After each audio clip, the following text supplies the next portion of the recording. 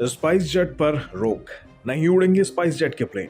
DGCA का आदेश, 50% क्षमता पर स्पाइस जेट को अभी और करना होगा काम। 29 अक्टूबर तक ये रोक लगी रहेगी, लेकिन सवाल ये उठता है, क्यों स्पाइस जेट पर ये पाबंदी लगी है? क्या स्पाइस जेट के काम में खामियां हैं या फिर बात कुछ और है? चलिए जानते हैं आज के इस वीडियो में। शुरुआत खबर से करते हैं। डीजीसीए के 31 सितंबर के जारी आदेश के अनुसार स्पाइस जेट की 50% उड़ानों पर लगी रोक को 29 अक्टूबर तक बढ़ा दिया गया है।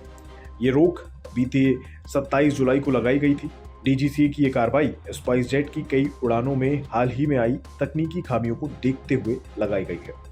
दरअसल बीते कुछ महीनों में कई बार स्पाइस जेट के बोइंग 737 मैक्स विमान में इंजनों में आई खराबी के कारण प्लेन की लैंडिंग करानी पड़ी, जिस कारण से ये कार्रवाई करनी पड़ी।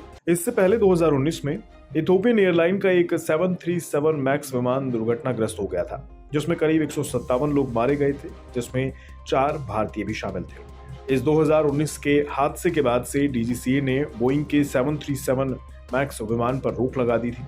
हालांकि बोइंग की ओर से सॉफ्टवेयर में जरूरी सुधार करने के बाद डीजीसीए ने पिछले साल 26 अगस्त को मैक्स विमान की कमर्शियल उड़ानों पर से प्रतिबंध हटा दिया था।